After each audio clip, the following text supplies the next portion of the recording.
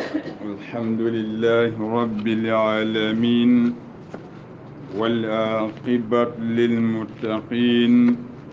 ولا عدوان إلا على الظالمين والصلاة والسلام على المبعوث رحمة للعالمين نبينا محمد وعلى آله وصحبه أجمعين أما بعد رب اشرح لي صدري ويسر لي أمري واحلل عقدة من لساني يفقه قولي ربنا آتنا من لدنك رحمة وهيئ لنا من أمرنا رشدا إخوة الإيمان السلام عليكم ورحمة الله وبركاته جينا الله دعاني جل في علا ونا الله نواري ونا الله جاكي ونصلي على النبي من كما صلى الله عليه وسلم على دون كون الصحابة كن كنا إخواني كنا أجرنا الله نياغا في جل في علا تاغا كي كندو أنا رغودان الله غندو أجم دي صحابة كننا وقت كوينو كنو إن تلموني نون كما وصندمنا خايتي كن كنا الله أنا يمكومغا أدو سارانون خرمون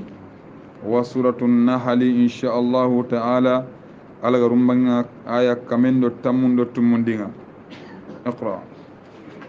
أعوذ بالله من الشيطان الرجيم أعوذ بالله من الشيطان ولا تقولوا لما تصف ألسنتكم دارو كمانينا ada honu nyako hibinu haramun tengo maga atida jiban paramu ila horosilan temparamu haringiyen ciye da igen paramu ado kebe gada kursi Allah tanan togonye ken kuna siro sirengana hataji katta kuya an kamanga manya kemperandanga nan pedi ya dante ya lojuru nyandang kita angana iga Allah qafarna hinnanen lenki Allah azza wa jalla wa kun nanti siro siranda hom paramu nagante ki Allah gana kebe haram ati wala taqulu qamaqati qakum kafirun lima tasifu alsinatukum khanin kadiba khanin nga gare kebe makan kutunum Allah kibaran no woni walla faaren kibar kha garu kubinu kun nanti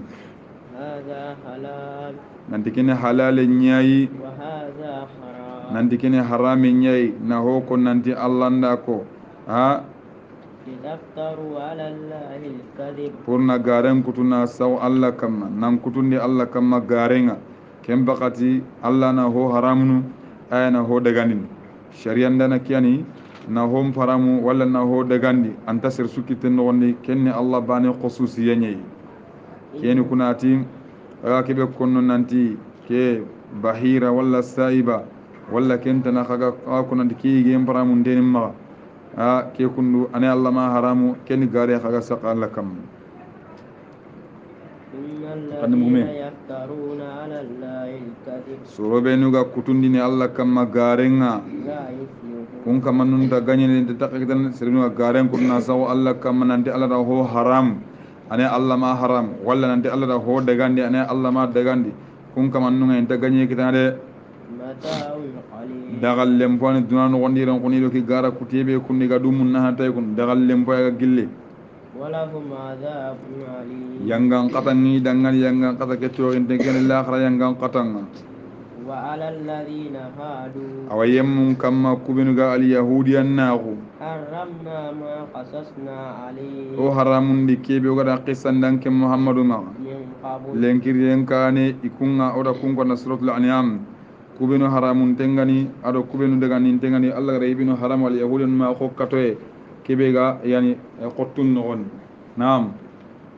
وما ظلمناهم Allah dali omi tora ogada ke o haramun tenyi kamnanti ma kunni omi tora de ولكن كانوا أنفسهم يظلمون khaganta kuna yimina nyaddu tora ngol nyangano ngare gara Allah kutende ba yimina da du tora Allah ko sada ke haramun di imawa ثم إن ربك sagan kamanga muhammadu للذين عملوا السوء بجهالة awayem mun dangani kubina golle birende bar tissamun taawnga anga golle go de bar nan taatu kane golle ki kabantenya al talingala da kan tafde ثم تابوا Allah ya kun kama nun qilliya nan tilli tubi kem palle i tubi garatu nan ti kemanya من بعد ذلك golle kenya ngem palle i tubi ya dura sakata Allah aslahu idi gollun cirondi imaga dume ken golli bure kamma ida ken ngara lew inna rabbaka an kamanga muhammad min ba'diha ken palle kundu igara golli bure ki wara iga tubi gadda allah ya laghafurur rahim allah na kafarna hinnana nyende allah yam panamma inna ibrahim ibrahima kundu kana ummatan ibrahima banin jamanye de ummata jamain iti tongu dunke haram bane ga debe ndanga jamain non allah dan khir ummay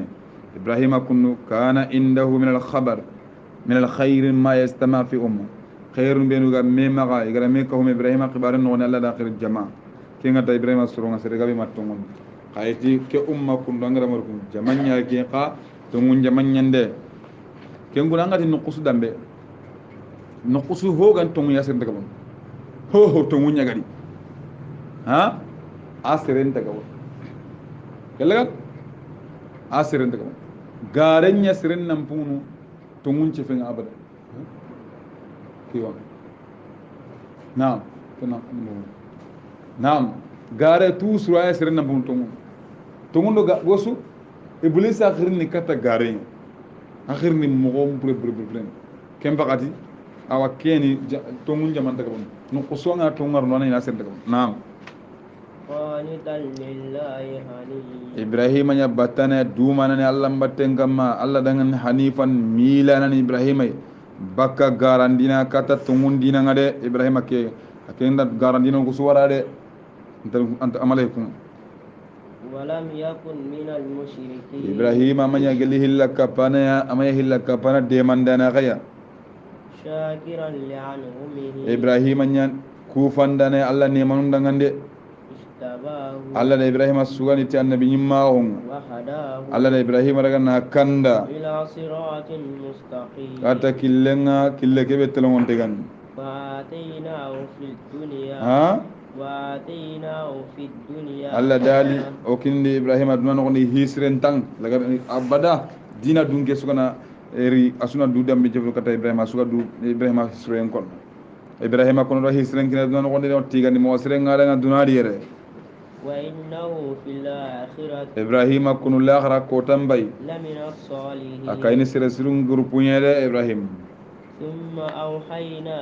ilayk allah dali kemballo xendi ka danke muhammadu xay an ittabi' millata ibrahima hanif woti sasa kebani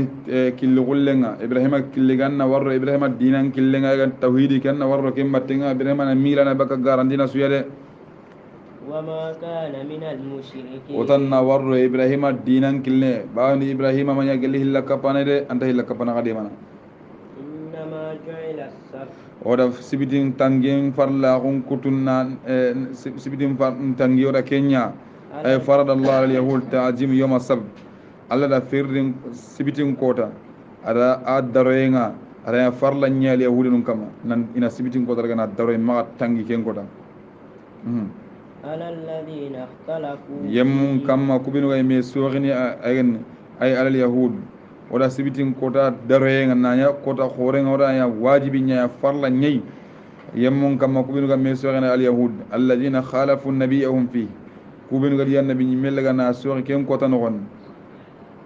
wa inna rabbaka an kamanga muhammad la yahkum bainahum allah wakidni soro kude me na ganga yawmal qiyamah al khiyaman kota kubinu ga me sogini yani kem bakati al yahudun kubinu ga me sogini yan nabi mun qibar no gon allah tala khiyaman kota na tungum banganiya fima kanu fihi yakhtalifun kebe iganya no gondi igame sogina no gondi mogara ken tungum bangan ud'u ila sabili rabbik ki haykini sir sukhilli anga khirni kata dawanyi anga mundana asurunya khir kata allah dinanga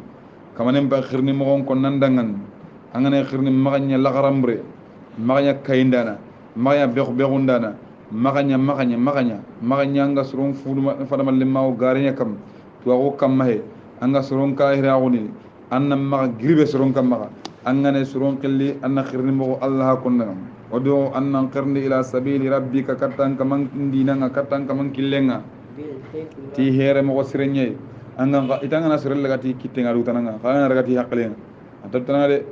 kemba kana surun qillati hikmanye hikman ni man digame ki kon mo sire ada konira ada kon dingira akon nana kem badanna kunju here here akon hakatin kanan kiyam anna masronka magasron lebu nu konne sikanda gena khal lebu nan tanki na serebe lebu anna ko sa to ko pang kumbe mo gode ana kullu dawa man hajinya nam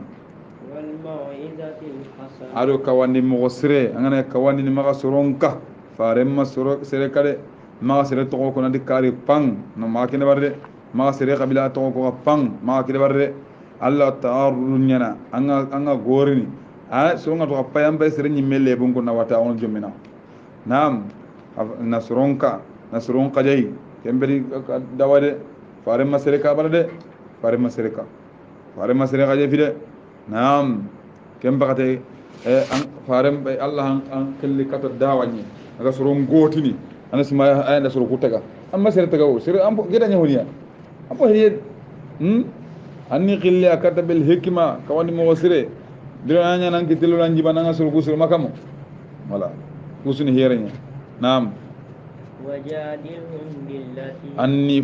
futal lemma woni fadamal lemma woti tongunye billati hiya ahsan ti hompo sirenya kibi gamma ayanu ngamma dalilu ngamma ando sorona me hutunu gelle kande me hutuni hiya dallen na nyamma ayanu kanu hosir kumina ngana ayan jawni mumini jommina aga drodira sikya mani ngatu kum ala anna ko ga bamburu ku tangante na nya dalilu na nyamma ando sirena me hutu hibe kainde o wallahi sirena me hutu dinan ko ala ngara sirsu aga jonu kayni no to umala ga wali atwa wonya mala tuwana nyimme menna na me hurna ken nanka de nan lebu no akenda kende bar akena honya konle mumini ngana ngani me sikala dok ana dalle na turun qurwa turun qurwa ta jungal ke madma aqurana ba aqule ma awle wali mamma ken turun qurwa ita jungal ma ta binne ba kana daga anadala aqurana wala annaka aqurana keni kuno nam wajadiluhum anni fadamal limmahu anni kudan limmahu billati hiya ahsan ti kudani muwassire dallu ngamma tuwana ndaka nanti kudani sunagi nilla kala pam no kunu bida mo wad nam inna rabbaka anka manga muhammadu huwa a'lam allah ni tuwana nga biman dalla an sabili ti serebe ga sango killenga de allah natu nam allah na serebe kebe asan konte ga allah watu wa huwa a'lam allah ni tuwana nga bil mu'tadin kande yemmen kasere khabe ga kande killen no allah na kiyat wa in aqabtum gelle gande yangan qatna tamutuge mbirenga sereda honyanga nga allah sharia nakinan nan tamutuga gellanga na yangan qatandini fa'aqibu agana haqqiyani tamutuge ndabari bimithli ma uqibtum ti hom misale gada yangan qatati kebe jatinga magajide kemba danga nan tamutuga sere ada janu tamira nga nam dana nan tamutuga janu tamire maga khempen nam tamutuge makabe ngana yampa allah trenga wala in sabar khanda ya sabari masla serenyan kamman qonnina anninda kamma Allah anta munduana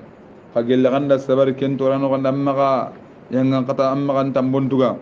lahu khairu kenya sirem lahu khair wallahi kem bay kunu kenya sirenni lis-sabirin kenya siren sabaran kundangani wasbir muhammadan nan jabar wallan ken trenkanan nan jabar dawa ken gondi wama sabruka tora kibiga saqan kaman nan jabar wa ma sabruka an jabare mayati fofoya illa billah kadati Allah angana sabarti Allah la ma sabar nanti nugu nan jabari am yadi katakan lilnin dengita no sabarti Allah an jabare ki Allah nan de manano anga walla tora ngane seren kam mana ana birim bonte agan ka waraw be de barani konto pew natin jabari no amra jendam pri kembe sabari amma sabarti Allah wama sabruka an jabare ngana nyana illa billah Allah an jabare ne Allah gali hinjo pan faranti sabarini hingana kita batte be naam wala tahzan alayhi ma sunu kafirnu kama ndi ma tongonde ma sunu kamade ke ma kelli kiranga wala taku fi dayq ma ya sondo liigi yadi mimma yamkuru diga here ku be barin tanga diga marasan da gollu ku be barin ma liigi Allah wan gis nyade Allah gando kisiya inna allaha Allah kundu ma alladhina taqaw Allah kinga kayni sunu ku no kanu akin Allah walladhina hum aro sorobinu ga sironta on kamma Allah kapa al muhsinuna Allah kapiya daiman nuqsu Allah kannano Allah kayna dingira siro siranga siro tabe kamma maga kanu maga jagali Allah kahinanga idan kem bagatim Allah gando ya siro yemui kama inda kesora ga tekati Allah kanne ado siro kesora ga rakem bagate ko ne ayan suratu nahali tulumpin ko ngencora oda Allah nyaga Allah ganda golle kira go dangam nahali garo nyamar gollu beno Allah gano khayi dangan garo kaba gollu beno yella Allah ngana nya on Allah to bakiyam wa Allah nyaga Allah gana nahali ne manga abarki Allah gana ya khano ka ngal muslimin kan non ona girni wal nantaqil al an ona girni kadda suratam no segundinga qur'ana mi rabat nde yadi kenga suratul isra suratul isra ngantatu ayan qafare ma makka akin ayan kontinga kamero ayan tamido bane suratul isra kullu yati bita magaware nchoran faringa grim makka aga grim makka ko tabay non na baitul maqdis ana palestine wa shami palestine hada kan mo urban non yira billahi heregano daga madina agri baitul maqdis ke urban non nan telemo makka mun kam ha ken sura hege ken pingo ngeke mo wara fonne ko na suratul isra e fare bi da maka wari ge xbaran onda ken bakati ayan ka fare maka makka bismillahir rahmanir rahim subhanalladhi sinna ongatun kandangani allan senunta asra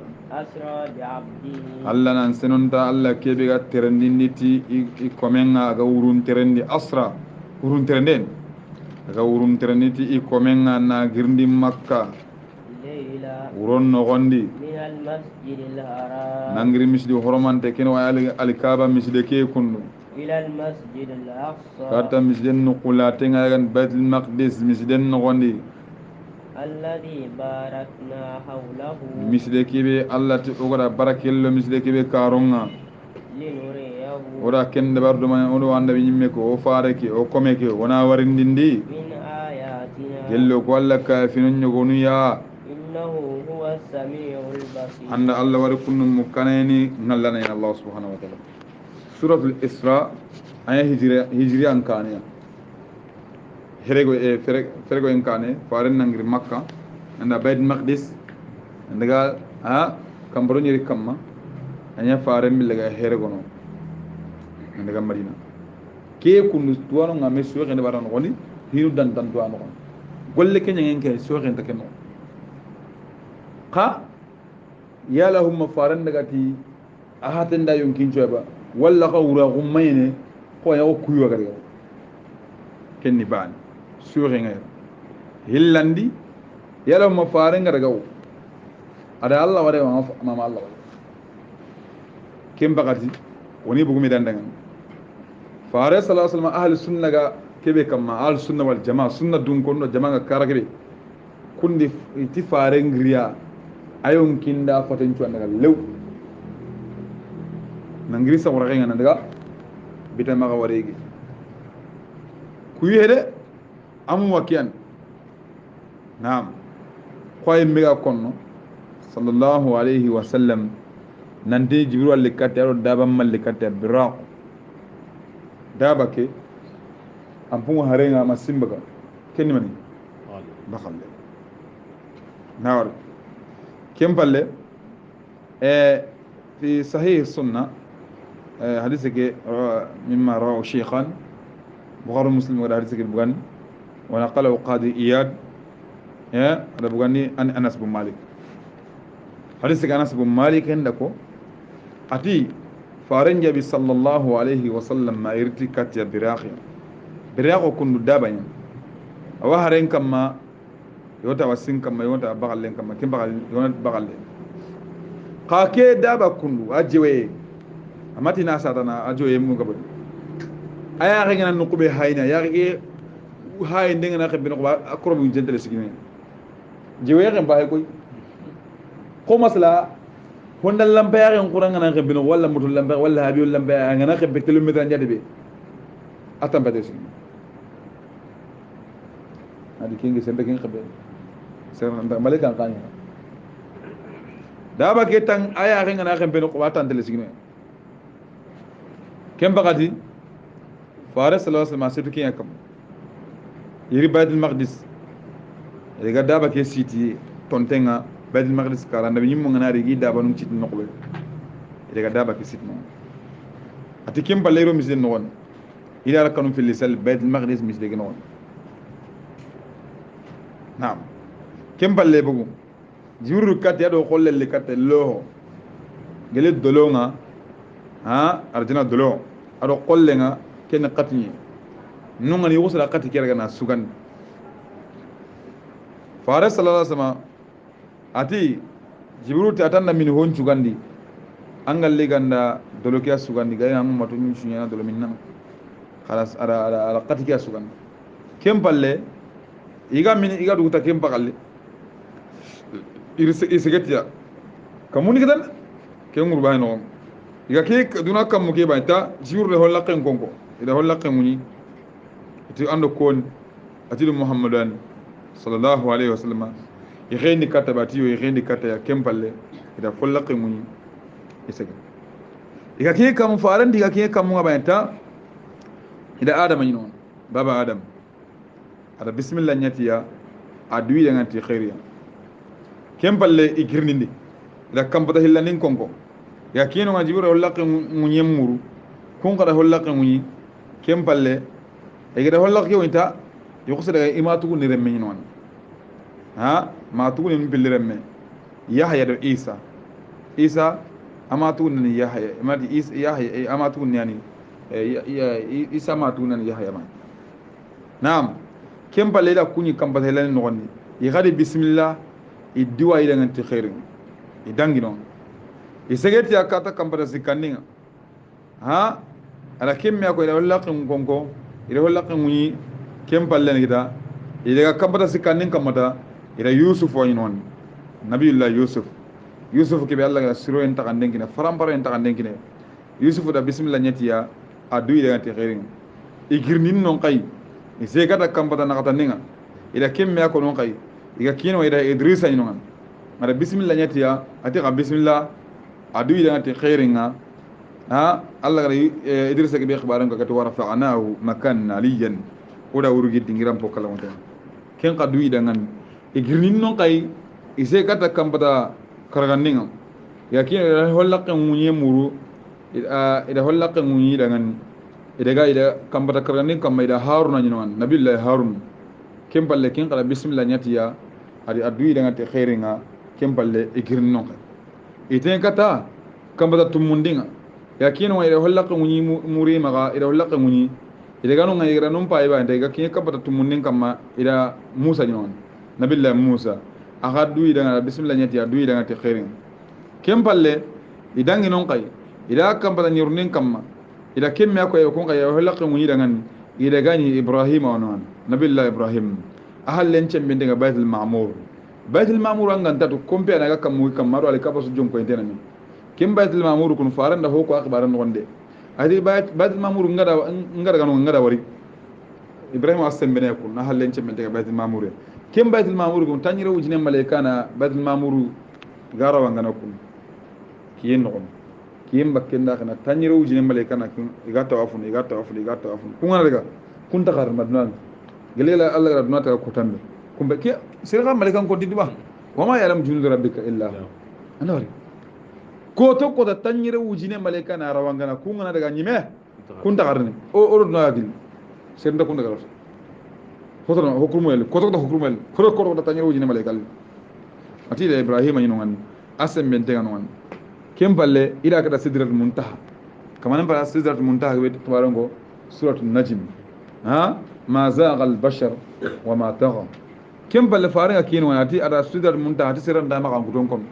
anga fofu du yambangi frampare nonen ci susu aswa sudar munta haya fatinga ina ga kamun no fa ke sudar munta ko no fa gashaha ma gasha kem balle faringa kina hay ni mo gonjiro mo siri aya gomma mulu wala ga ama hawja hay ndendi ke sudar munta ha kundu kubinu ngana girde ka nyenga sudar munta hawri dang bang ki xempenu maleka no bilugan wani kun qebeno ku ga beno di kamu ya qebeno ne ne gara so gore ma karafur ni wala volontaire no kemballe i khasiran no jani kembagati jibril alaw marture rahimahullah ara ke ko qaran jugan no ne na ke bida ma far na ke bida ma wari khibaran su ko sebe na anga teringa atu waqi sakharna ndere khon sunna me dun ken dangan anga la na teringa sir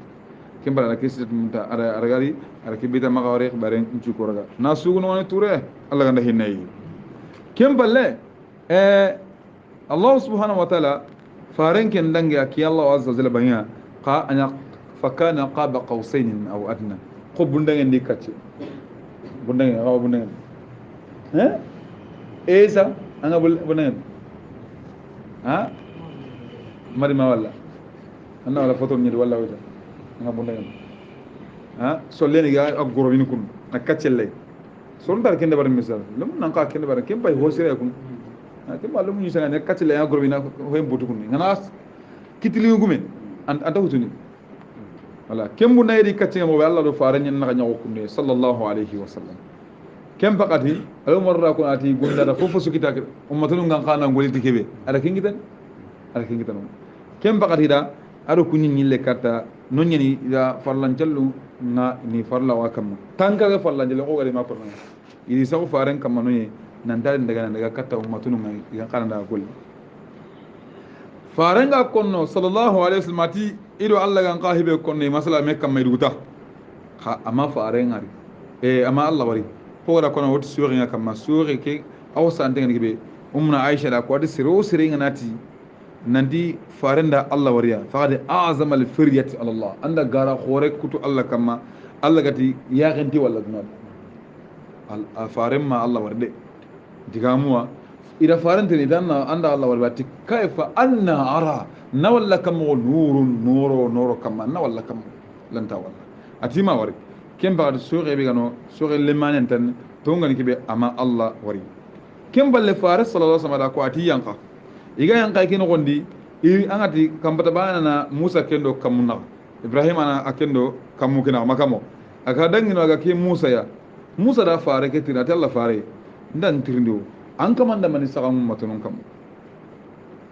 sallen khibar no ata tangare fallan jalle Musa dinga hebe ko nangani ille katan kamanga an nyaga nani won an matul lan taket mikidan idin ke jarabi di ban salan ko ke an kane wa salan ko ngai kurai ati nyille katin kamanga Allah ne wonde nyendangan ara karab khandi bakay tangare do kar ara tanati kar kem balle atiya ke Musa diga medde hono tanu man mi so ati gara lini Musa daga medde ga me ga ndaka kine karagonga ati gar Musa baninga Musa dinga hebe ko ngani har sa karoge daga ina hobuge maka Musa daga ina hobuge ati ya gude daga lienga bokitande ken no kwani gamun na ngamun ndi faare ngani daga karoge da to karoge de ka tangara yiki be ngana gora ko ngana kun anga da bari wona kencu barjen kinna anga karo kede bari o tangara ke su barjen kinna kem baqat gida innahunna khamsu salawatin kullu yawm wa layla farlan jallu kargani urondo ke li kulli salati 10 salis tamwana na fatilika 50 salatin selebinda da bari tangara ke falla ncallin to wana farin do ke li katta ummatun ki ati ikin kita mi ganta ke Musa na ko dagan kem balle farin le kata makka illenga kiye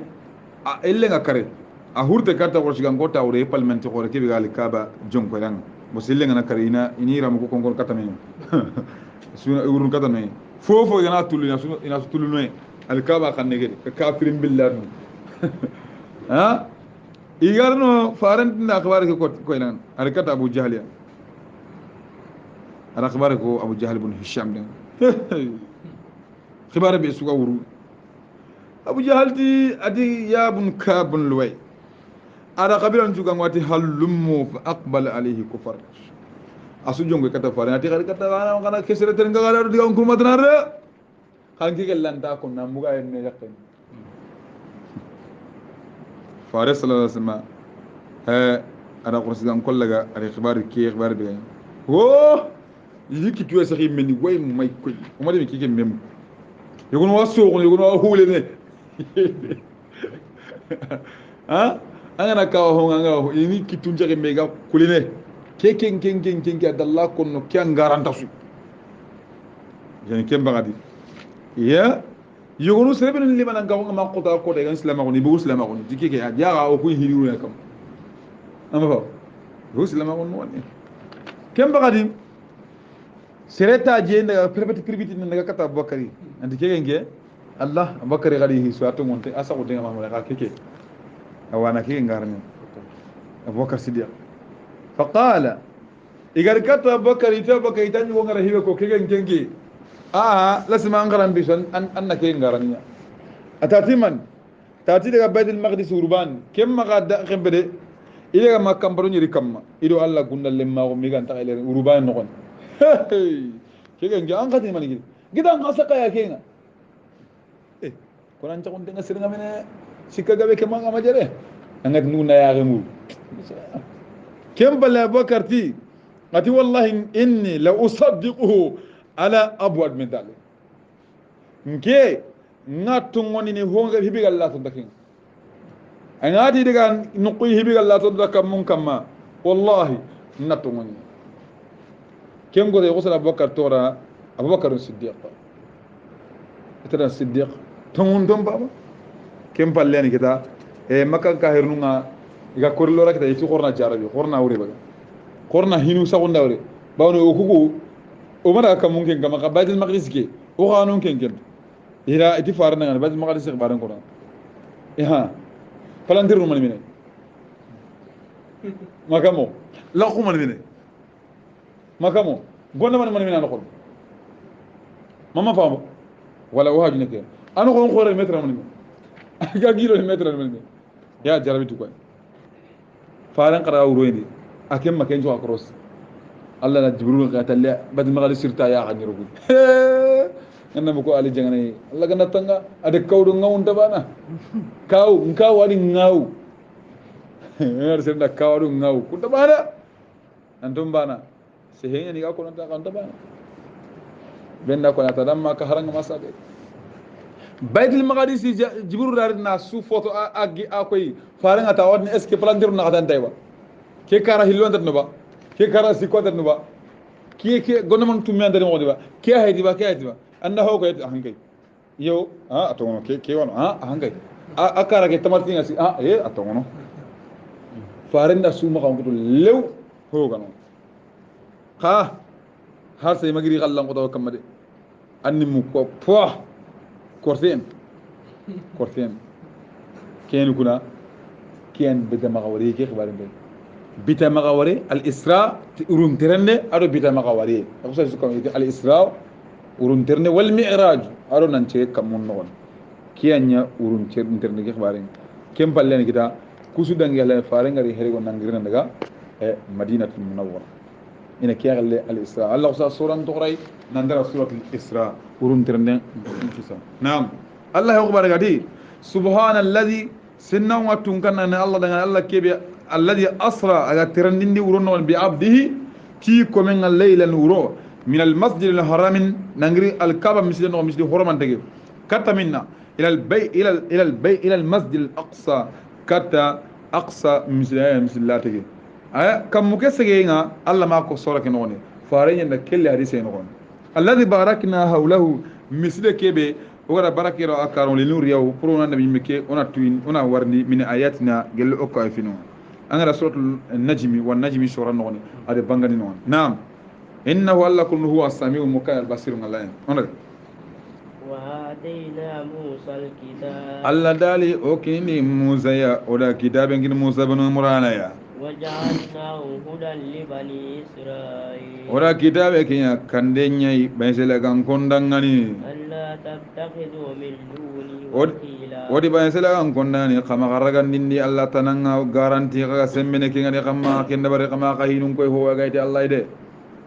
ذرية من حملنا مع نوح لمون كبارن غانونغاني كوبنو غادي كبارن كو غادي ووتو كاين نوح يا هورن نغون ذرية بس لكن كنا قال لمواي من حملنا سرول لمون ينوغا كبير ووتو ودي لغي مع نوح كاين نوح يا نوغا كيسي ألو كبير نوغا كيسي كنو كنين انتار ساري إغارني كن نعم innahu alla kunnu innahu anda nuhu wari kunnu كان عبدا شكورا nuha nya alla komo khore akufan de ngaben iti nuha en alla da to abdan shakura komo kufan akin alla wari sire kulun jumi yani hangamu yani jinna la duna sun kis duna sura kana duna su yola dan ken bayda an jor nan kis ne ma ko fande wakende naam وقضينا إلى بني إسرائيل o kiti ma do khibar ndi walla o wahayndi o khayni ndi kuswanyina o khayni ni kataba selaga ko nga fil kitabi في الكتاب kitabe kino gondi لا. لا تفسدن في الأرض nante ka ku qarni bono ni nyi ki yakin kamma مرتين tanu filli khabo ni nyi kamma ولا تعلن علوا كبيرا aga ko nakana du khoro ni nen du kallamundi nyi kamma du kallamun tawum po khorenga kemba kadi bay selaga ko ina boni ni khoro hilli ga dabar nyi ki ya nyi ke kam boni ni khoro hilli tahilani ke tahana ki nat buqta nasr buqta nasr ni kinga jang ken ngari bay al yahudi ana boni khoro dabar nyi kam nam alla la ken ko kitaben no ne fa idha jaa wa'du ulahuma وعد لهما gelli ñinanu kudu banan be nganari ñinanu kubeno gadi ko nante ka boni ñi ke an kama kundu banan be ñina nganari ba asna alaykum ibadan ona ha buqta nasra hariran kunne ba asna alaykum o khayni ni ka kama ibadan ona kome khayni lana kingo walla dangan أولي بأس شديد kenni gajangana qore dunke ñayi a gajangan qote qoten ala hulan nga bonnen na bari ita hilanike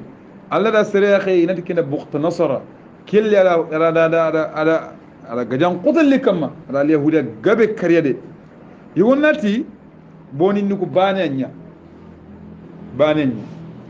kengani buqta nasara gajange akare gara al yahuda non kari al yahuda non ni khoro ale ga na kun khoron kutaga agira kana agi burna no naam idiga jampilla ni ke waran kemma yahin faran na ken waran ko hadisan naam allati tasu yana ga ngirni ba'asna alaykum o khayni ne kakum al yahud no kam ibadan ona kome khilana o walla kome wani uli ba'sin gajan shadid gajan qota dunken فجاسوا خلال الديار kenna yang kakka non nogon anar rawangi kakka mbiro nyimi nogondi hombo ne ga bar arna da bar nyimi kakka mbiro nyimi no baba wajasu atelle yang ka khilala diyar kakka mbiro nyimi nogondi nabo ne bar وكان وعدا مفعولا aba kana akil dode kenyina be Allah ga da ko kuno mafula nyampo yanda bay ثم رددنا لكم أنا مؤمن. الكرة عليهم saga ona saga ni kakka ma tata na gadi ninde ona nya kakka ma وأمددناكم بأموال ona ka jirit na amar na bare be gali al yahudi ma amana setna ma na bare be gali yahudi ma jush kan na bare be amare amalam kem bagara ko na diga jampana kenya bawan na bare be gi ma lenki kenya ke ay ke kenya ko ha wali ana sama na bare be gi ma wasetna ma to on kuna do ko woni ya gai kasi be akuma na bare to ani ya ma ko amma allamu gajan pana kenya orrin buqta nasra gare gajan qore ke be dawal ha summa radadna alaykum karra wana illa wana alaihim wana ninde nyi magat wana ninde nyi maga sembe paye maga legi ni ke dunan ko andam summa radadna lakum karratan alaihim wana ninde nyi maga sasa wa kiyebe lenki kunu sembe niya maga ninde niya maga ida ngati kras inam pakala de mama pam kem bagadi wa amdadnakum wa illa qadid ni qad bi amwalin tinabrunga وبنين aw lem ngamari serenga benni mafo chainan serbi akuma don wa serbi akuma lengi waratina duwe maka daw nanaw ha وجعلناكم wana kanya kad akthar nafira نفيرا kha jamanga ben ha dalla ko be wa ko kala sirbi iya ga benne yambu muti wawu ko إن أحسنتم ka gelle kan nasro أحسنتم لأنفسكم qasru kan men kan islama ko khalo gabo le kinabul gume kinabul gabo akhara khair kita ha وإن أسأتم ka na bonoka فلها atwaron na kay mina kam magad وإذا جاء وعد الآخرة ka gele nyina lagara kina nori nyina lagara ken dare kota me gora nyina kebe ko nanta warni ho lagara ke nganari ho hana ngana dangi hillandi nganari su lesu liyasu wujuh liyasuu wujuhakum ona kayi sununga oni hinandina de kala garum bonno waliyadkhulu almasjida Allah wari inaro misile ke no gondi kuminu gan qawna ka halaki yang kana hakka ne mi garo misile masala misile ke ndiyama masile masile bal maqdis ndani yama mamma qatante ke trouble ke tiwata le no ina problème ina capital ke bunu man inde garo minna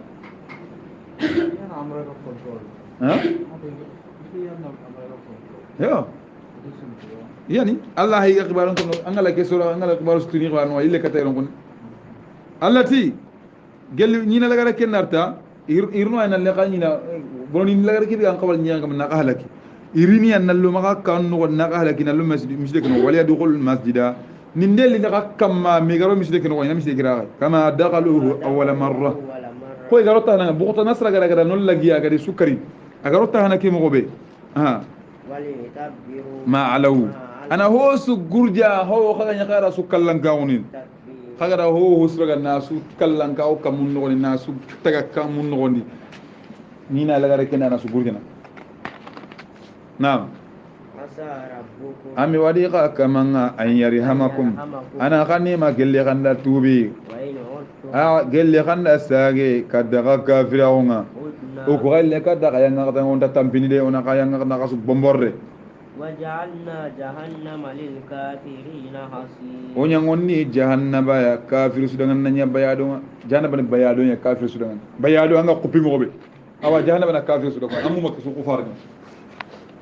إن هذا القرآن ya qur'ana kunnu awa kannani ti honga hiya aqwam kembe telon tawo ana sirin kana kata qur'an ana sirin ko agan kana kata kibiya hotel wonti ho sembe ayan arjanna kata la ilaha illa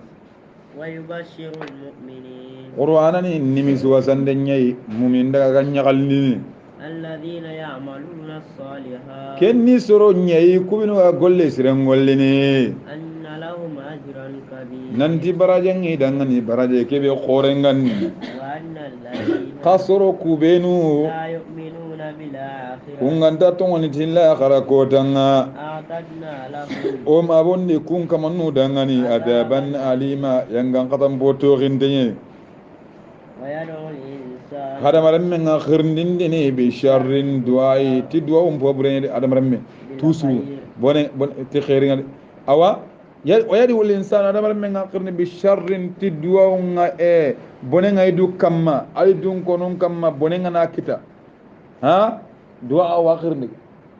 ande duwana hada maramme nga na bone nga na kita andalla sama kita jale anawsa bone ko idu kam bil khairi khair akem bas me duwa ti khairin ha bone nga nak dagar ta duru aga bonu kan tan ngam ko no kono akem bas ma kumba khairin e daga kono ko nga na musa nga yaal ko kono kankare onya na kammo ko ko na hedu ko arman bay duwana akhir ni du kamati bone ye kundu akhir na kebiren ti khairin baqadinga wa yazunnu annahu yadu bil khairi walau ajaba allah allah gan nak jadu bone nya kan tan ni karne naam وكان الإنسان عجولا adam ren men bay kuno ajulan qurtana nyen anda qorti yang na akhir ni katta hibi aga makida joyde na ko sa qorti na ko sa bono gore go dabari وجعلنا الليل والنهار oda uronno kiyenya oda uronno kiyenga oda kunya آيتين oda kunya ka finu fillade taguman jo fille taguman jo qorongani fama hauna ayatal layl آية الليل oda uron ka finga oda kemburu kana kibitello kenno gondi وجعلنا آية النهار oda kiyen ka fin kenya oda kenya ya ka qoro honya qayminu ya kinga qur'an faqin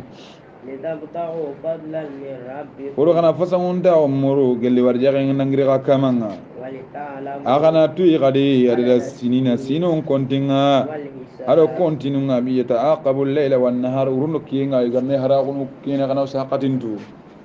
وكل شيء fo suara maramenga gollene فصلناه تفصيلا oda suqrandi qaninde na suqal faq asuqul gollene ko labanya وكل إنسان hada maramen susu alzamnahu ta'irahu ora lazimindi agollen kaitinga aga qannenga ada kambin nuqus adam ram men gollen kayit no angara gollu be bari ni jongina kanne andi kampi no kusdam be ndiga gana igance ni kata kamunga angara dingira su wa kullu insanin adam ram men ngara golle be su golle angollu kal zamna wa tayra angollen kitabenga ona lajmindi ona jongi fi unuqihi an qannen kamma angana kara indantirni qabran no gonde angana duta gollu ngana gelle ngana siro walla ngana bo yijungan an qannen ken laara kota konti mo yana sima ko mane hitarante angol lunju parantinga anime naam al khiyaman ko tanga ona bugandin dandangani al khiyaman ko tanga ona usan kidabe ke bugandi anna usa kidabe ke gemmalemma o manshura asu aw yintenga nyaaka njuro ay aw yinte awanya kan njuro anta hokkede an atanga peten an diga men gabondi ina tandangani an kitaben qara kafa bi nafsika awasata nyimme aliyoma lenki kundu alayka andu kama hasiban korosindane anyime kita har sega me takke kai anyime gara hibe dara anyime yakhnya ya hay ku kunani nanti magara kembere anyime na akhara tallim malli an atanga jonan la tataajjal ما قلت نندنا قلت يا تندن اقرأ كتابك أنقول لهم كتاب قرأ كفى بنفسك اليوم أوسط نميلنكي عليك أنه كما حسيبا أنا يكين نغاني نغاني نوسكون قال لي غيري نغاني أنمي نوسكون نغاني غيري نغاني سوغرنا خبرين نغاني نوسكون قد انتوني Naam sere be ngana kanne ti kuriga mo konnenga an kande nyimme ana hanna nyimme adangande asire ga be ngana sanko an kande munna a porlo munga abone ngana nyonkinya kamma inta zunubu likke saqa tanan kam sirentana zunubu likke nga indawtuna zawo siretana kamma wala taziru waziratun in tasire zunubu utun wizra ukhra tanzubuna sawsire kam nanke nyurubu ngutna sawo yo kam illa ga dahiban baqalla goyde angara kama ntoro ina adinu ngutini sa angam bana aqina nam wama kunna mu'azzibin alla to kuma yangan qatana sire baydan ngani aganta mo wala faare nyagade ummato suga dang ona faare yakhina farunga na giro tuano nasigi halle kem bakati giro on tanyanga kadana ma faran nan cigan ma dalle nan cigan kamade wa idha aradna gellongna amunda annu hulikal qarya ngona munna na debe halaki mo debe ke kanan ko abandano na kunya murtindi noni nyamari na kusa murti ina kusa fasqa wonda bari debe ke no gondi jangan katan diga menga kenna wajibi kamati halakinga oni su bomborre oni su halaki bomborre en po korenga anga bawga halakin ne gelle debunga walla ummato dangintunga nuhu halle awasita kamanga de ti komo ku junubununga in alla ni ingana ingalla na de ada aya nga gollu kusuya alla ga nole halanti woni hakatinda ke akino oda alla nyaga alla ga kewtebe kino alla ga ndara ko dangan